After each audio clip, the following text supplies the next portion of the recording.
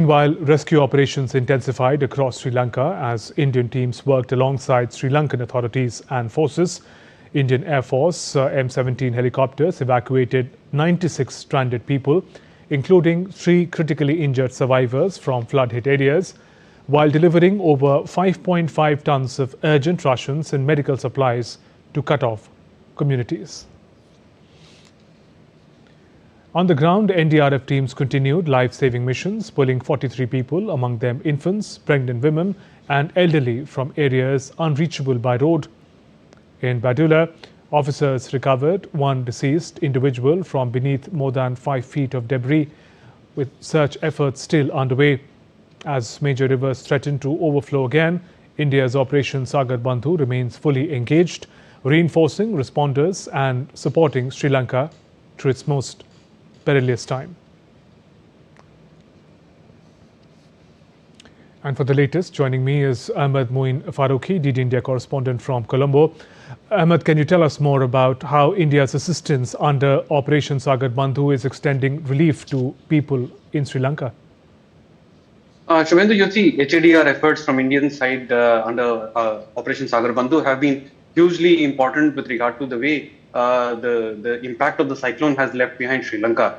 There are more than 390 people who have lost lives because of the effects of the cyclone itself, through floods as well as landslides in various places. In fact, many of the regions in the central part of the island are still hit because of the floods, and the situation continues to be grim even now, as the bridges, roads and many other connectivity mechanisms are disrupted even now. Train services are hampered even now as we speak, as the Sri Lankan authorities are still working around the clock to ensure that roads and power lines are still brought back into connectivity. So that is one part of it. Given these circumstances, also we have to remember this, that Sri Lanka being an island and has limited resources, India providing emergency relief measures, immediately by handing over relief equipment as well as supplies by INS Vikrant, then later on by INS Udaygiri. Thereafter, we brought in supplies with Indian Air Force aircrafts, the helicopters which dropped the equipment yesterday. We also had INS Sukanya handing over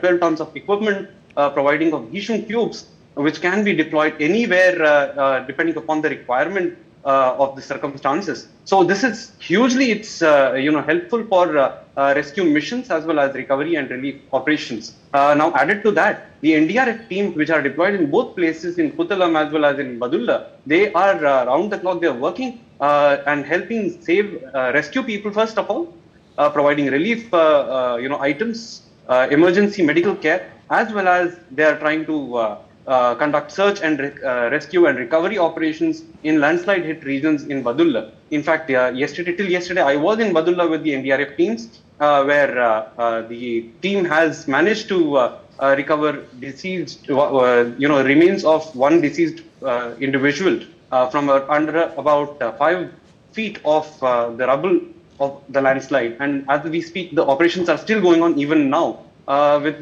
the possibility that more efforts could be put in, and recovery of lives as well as people who have lost their lives also could be possible. Now, given all these circumstances, the president had mentioned that the priority as of now is to ensure that the connectivity is first of all restored, so that people who are who are staying in cut-off regions could be reached, and relief and recovery rescue measures could be provided to them. Given that, India's efforts have been very helpful, airlifting people who were stranded in Kotmale, airlifting people.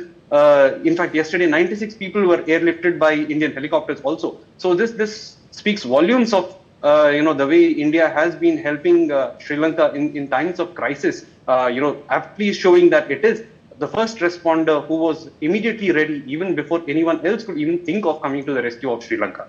Shubhendu. Ahmed, thank you for joining us with those updates.